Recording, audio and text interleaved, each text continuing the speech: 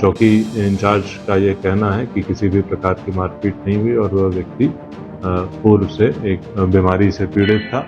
यूं तो हमारे देश की पुलिस अपने कारनामों के लिए जानी जाती है, अच्छे के लिए कम और बुरे के लिए ज्यादा, लेकिन खासकर बात जब यूपी पुलिस की हो तो उसके ऊपर तो हम कोई संदेह कर ही नहीं सकते। ऐसा क्यों? तो उसके पीछे कई सारी कहानियां हैं, कई सारी थ्योरीज हैं। कभी यूपी पुलिस मुंह से ठाए ठाए करके गोली तक मार देती है, कभी यूपी पुलिस अचानक से सुराग पा जाती है, उसके बाद मुठभेड़ करने जाते हैं और वहां पे जो भी आरोपी होता है अक्सर वो गोली चलाने की कोशिश करता है। उत्तर प्रदेश की जो पुलिस होती है वहां पे शक्तिमान बन के आती है। आने के बाद उत्तर प्रदेश की जो पुलिस है सबसे पहले उसके पाँव में गोली मारती है, उसके बाद असलाह छीन लेती है और उसको गिरफ्तार कर लेती है। और कई बार ऐसा होता है कि उसके सीने या सर में भी गोली मार दी जाती है और ये कह दिया जाता है कि उत्तर प्रदेश पुलिस ने अपनी आत्मरक्षा में इस शख्स का एनकाउंटर कर दिया। और ऐसी घटनाओं के अंबार पिछले कई सालों में हमारे देश के क्राइम रिकॉर्ड में लगते रहे हैं।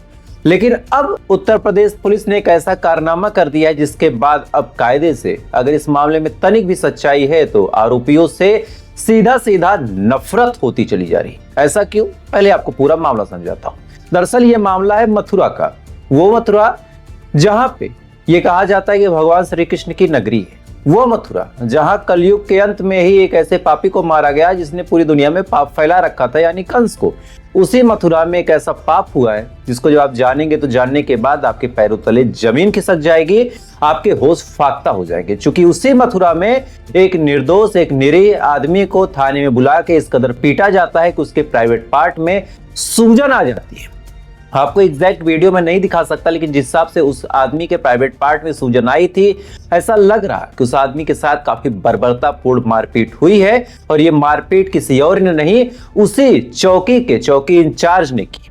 अब जब चौकी इंचार्ज मारपीट करने पे आमादा हो जाए तो फिर आम आवाम सुरक्षा और व्यवस्था के लिए किसकी तरफ देखेगी, इसका जवाब कौन देगा। नमस्कार, आप देख रहे हैं प्रखर राजपूत को और हम अपने चैनल के माध्यम से ऐसे ही शासन, सत्ता और पुलिस द्वारा की गई कुरीतियों को, कुकर्मों को लोगों के सामने लाने का काम करते हैं। और साथ ही शासन और सिस्टम से ये सवाल पूछते हैं कि जब आम आवाम के साथ सिस्टम ही गलत करेगा तो फिर जवाब कौन देगा। तो अगर आप हमारी इस मुहिम में शामिल होना चाहें तो वीडियो को लाइक करके, चैनल को सब्सक्राइब करके शामिल जरूर हो सकते हैं। खैर, पूरी घटना की बात अगर बताऊं तो बात बहुत सिंपल सी है कि एक शख्स है जिसका नाम है बृजमोहन। बृजमोहन का अपने पड़ोसी से कुछ झगड़ा था, जमीनी विवाद था। और इसी विवाद के चक्कर में दोनों ही पक्षों ने थाने का रुख अपनाया और दोनों ही पक्ष पहुंच जाते थाने। और पहुंचने के बाद वहां पे अपने अपने बारे में बताते कि साहब मेरे साथ ऐसा हुआ, मेरे साथ गलत हुआ, मेरे साथ सही हुआ और मुझे इंसाफ दिलवा दीजिए।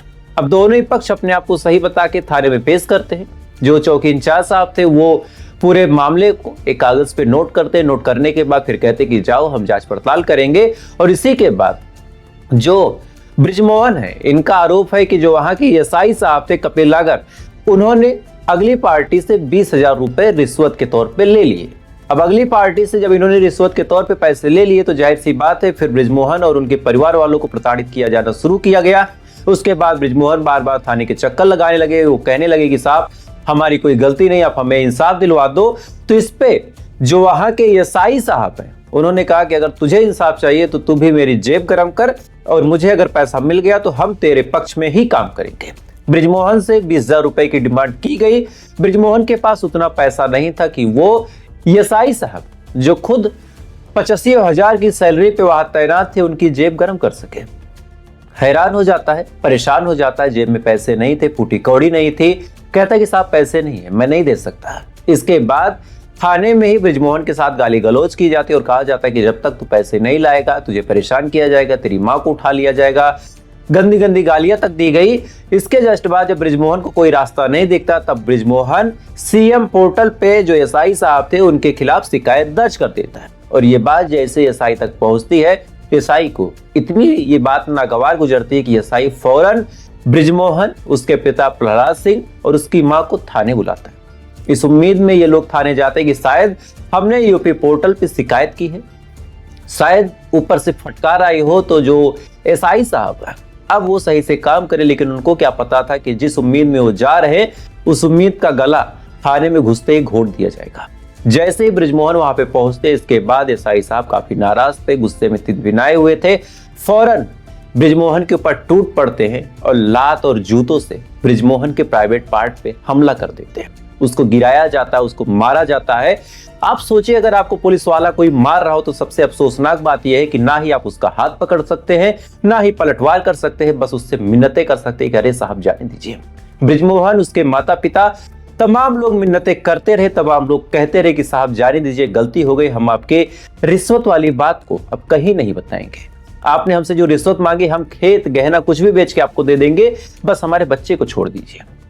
लेकिन एसआई साहब के सर पे खून सवार था। ये एसआई साहब ब्रिजमोहन को गिरा के बुरी तरीके से पीटते हैं, इतना पीटते हैं कि उस शख्स का प्राइवेट पार्ट फूलने लगता है, सूजन आ जाती है। मैं आपको एग्जैक्ट वीडियो नहीं दिखा सकता, लेकिन जब मैंने वीडियो देखा, कायदे से कहा जाए तो मेरा खुद का कलेजा दहल गया।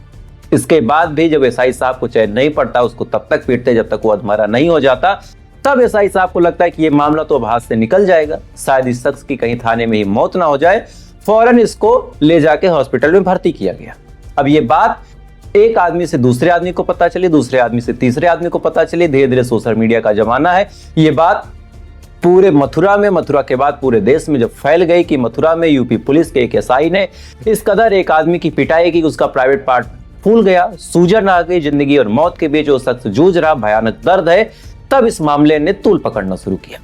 जब इस मामले ने तूल पकड़ना शुरू किया, उसके बाद क्या हुआ वो भी जब आप जानेंगे तो आपका इंसाफ पर से भरोसा उठ जाएगा।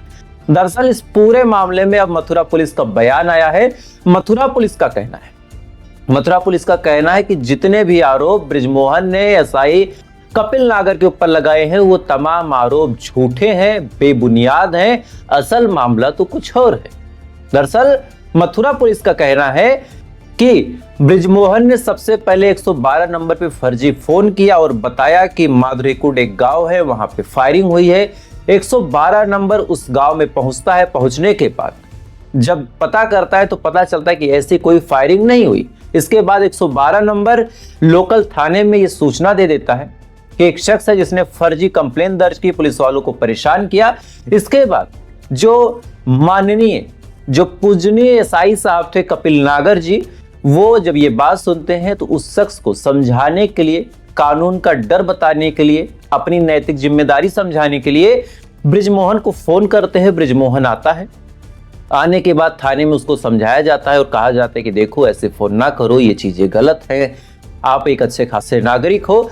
जैसे ही एसआई साहब ये चीज समझाते हैं, फौरन ब्रिजमोहन जमीन पे गिरता है। गिरने के बाद लौटने लगता है और उसको भयानक दर्द होता है। पुलिस वालों ने अपनी दरिया दिली दिखाते हुए ब्रिजमोहन को थाने से हॉस्पिटल की तरफ रवाना किया। वहां पे ले जाके पता चला कि ब्रिजमोहन को सिर्फ और सिर्फ हाइड्रोसील की शिकायत है। ना ही पुलिस वालों ने उसको कुछ कहा, ना ही कुछ किया, ऊपर से अपनी ही जेब से उसके खर्चे भी उठाए। ये इस समय मथुरा पुलिस का ऑफिशियल स्टैंड है। और भी क्या कुछ कहा गया आप पहले सुन लीजिए, बाकी आपको लिस्ट और बाकी जो विभक्ति जारी की गई है वो आप स्क्रीन पे देख सकते हैं। ये थाना गोवर्धन के अडीग चौकी क्षेत्र का एक प्रकरण संज्ञान में आया, जिसमें एक सब इंस्पेक्टर पर मारपीट का आरोप लगाया गया है। इस प्रकरण की प्राथमिक जांच में यह तथ्य पाए गए कि जिस व्यक्ति द्वारा ये आरोप लगाए गए हैं उसकी चचेरी बहन है, जिसके द्वारा ये शिकायत की गई कि उस व्यक्ति द्वारा उसकी जमीन पर कब्जा करने का प्रयास किया जा रहा है। इस संबंध में उसने सोशल मीडिया के माध्यम से अपना एक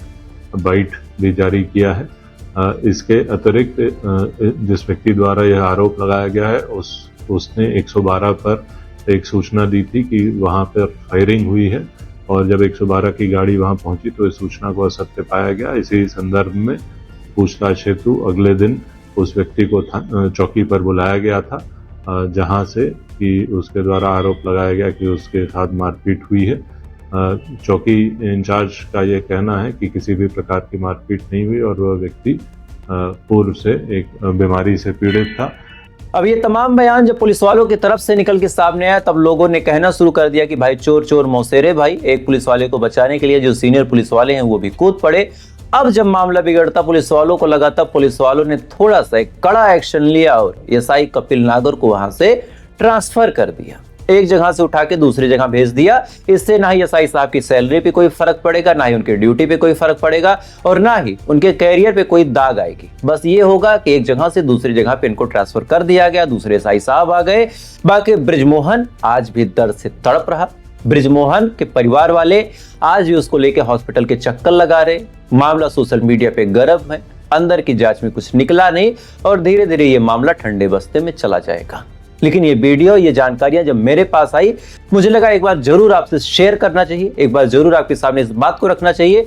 और आप लोगों से भी यही उम्मीद है कि इस वीडियो को आप चाहे तो शेयर करें, ताकि हो सकता है कि हमारी एक पुकार, हमारी एक छोटी सी कोशिश एक ऐसे कमजोर शख्स को इंसाफ दिला सके जो आज शासन और सत्ता के साथ पीड़ित है, जो शासन और सत्ता के खिलाफ लड़ नहीं सकता, जिसकी अपनी कोई आवाज नहीं है, जिसकी अपनी कोई पहचान नहीं है, जिसकी अपनी कोई राजनीतिक पकड़ नहीं है और जो किसी अच्छे पोस्ट पे नहीं है और कोई पैसे वाला शख्स या फिर कोई पैसा वाला सगा संबंधी इस आदमी से संबंध नहीं रखता। तो कायदे से अब हमारा फर्ज बनता है कि हम इसके लिए आवाज उठाएं।